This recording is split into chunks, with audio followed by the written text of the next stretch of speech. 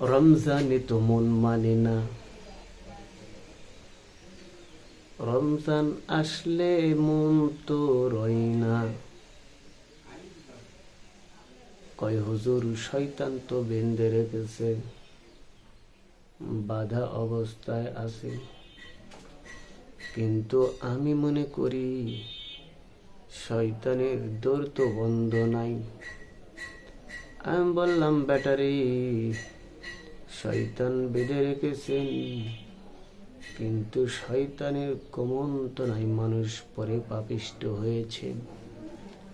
এই পর্যন্ত তারা তওবা করে নাই। তুবু ইলাল্লাহি তাওবাতান নাসুহা।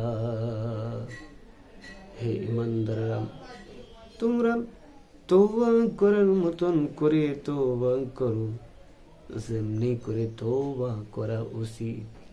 তোমার দু চোখের পানির ফোঁটা যদি ফেলতে পারো, 7টি জাহান্নামের দরজাকে বন্ধ করে আমি আল্লাহ তোমার জন্য জান্নাতকে বাজেট করে দিব। বলি সুবহানাল্লাহ। ভাইরা আমার, একে একে 10টি রোজা পার করে আসলাম, আজকে 11টি রহমত আমাদের কাছ থেকে বিদায় নিয়ে চলে গেল। কতটুকু পর্যন্ত আল্লাহর রহমত আমরা আমাদের জন্য নিতে পারলাম, আর কতটুকু বা আমাদের জন্য আল্লাহ খাস রহমত নাজিল করলেন। ভাইরা আমার, বন্ধুরা আমার, এই যে মাগফিরাত, আমরা কত গুনাহ করেছি, জেনে না জেনে, বুঝে না বুঝে অনেক গুনাহ করেছি।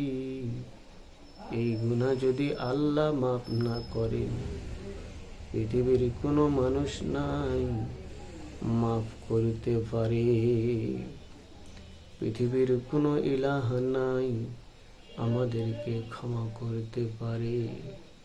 তাই আমরা আল্লাহ তাআলার কাছে ক্ষমা চাব, আমরা দোয়া করব, রব্বানা যালামনা আনফুসানা ওয়া ইল্লাম তাগফির লানা ওয়া তারহামনা লানাকুনান্না মিনাল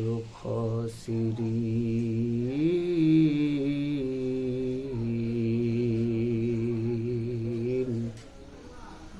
হে আল্লাহ, আমরা আমাদের নিজের আত্মার প্রতি জুলুম করেছি, অত্যাচার করেছি, নির্যাতন করেছি। হায় রব্বুল আলামিন, এখন যদি আমাদেরকে মাফ না করো, ক্ষমা না করো, তাহলে আমরা ধ্বংস হয়ে যাব, তোমার দিন থেকে গাফিল হয়ে যাব। আমরা এভাবে দোয়া করি। আল্লাহ বলেন, বান্দা দোয়া করো তুমি, আর আমি আল্লাহ শুনি। আল্লাহ বলেন, বান্দারে তুমি যে দোয়া করো আমি আল্লাহ তাআলা শুনি। আমি আল্লাহ এই দোয়া কবুল করে তোমাদের জানা অজানা গুনাহ খাতাগুলো মাফ করে দিই। জানা অজানা অনেক গুনাহ আছে বাজান রে, আমরা মাফ চাইতে পারি না। না পারার কারণে আমাদেরকে আল্লাহ তাআলা ক্ষমা করেন না। আমরা যদি আল্লাহ তাআলার কাছে ক্ষমা চাই, মাফ চাই, অবশ্যই আল্লাহ তাআলা আমাদেরকে মাফ করবেন। রমজানের শুরু থেকে বাজানরে একটা বার লক্ষ্য করুন, আপনি যে তারাবির নামাজ পড়েছেন, আপনি কি আল্লাহকে সন্তুষ্ট করার উদ্দেশ্যে দাঁড়িয়েছিলেন, না নিজে তারাবির নামাজ আদায় নিয়ে ব্যস্ত ছিলেন?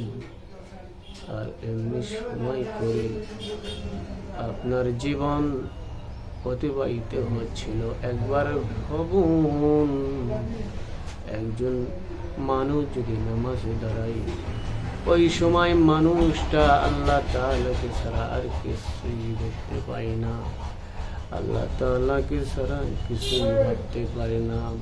তাহলে বুঝুন, তাহলে আল্লাহ তাআলাকে যদি রাজি এবং খুশি করতে হয়, আল্লাহ বললেন নামাজের মধ্যে সেজদা অবস্থায় বান্দা যদি আমাকে ডাক দেয় আল্লাহ বলে, আমি আল্লাহ তার দোয়া ফেরত দিতে পারি না। ও মুসলমান, দোয়া তো করেছেন, ইফতারের সময় কি আপনি একবার দোয়া করেছেন?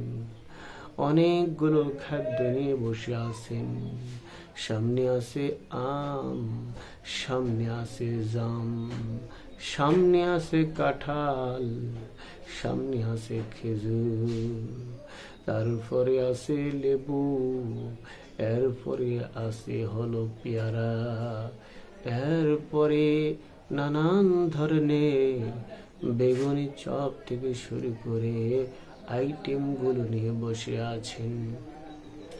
একবার ভেবে দেখেছেন যে আইটেম যিনি আপনাকে করাইলেন বুদ্ধি দিয়া, অর্থ দিয়া, সে আল্লাহ তাআলার শুকরিয়া আমি কি করেছি? একবার কি ভেবেছেন যে আমরা এই শুকরিয়া আদায় করেছি?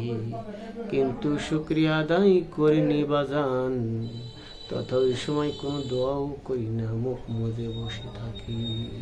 কিন্তু মহান রব্বুল আলামিন বলেছেন, বান্দারে ইফতারের সময় তুমি যদি দোয়া করো, আমি আল্লাহ ওই দোয়া কখনোই ফেরত দিই না। ওই দোয়া আল্লাহ আমি কবুল করে নিই। ওই দোয়া তোমার জন্য সৌভাগ্য হিসাবে দাঁড়িয়ে যাবে।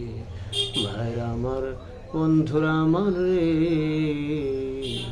ইসলাম কত শান্তি ধর্ম, ইসলাম কত সুখময়, জীবনকে প্রাধান্য দেয়। কিন্তু আমরা মুসলমান হয়েছি এমন, মুসলমান হওয়ার পরেও আমরা ইসলামকে শান্তির ধর্ম এই পর্যন্ত আমরা চিনতে পারি নাই।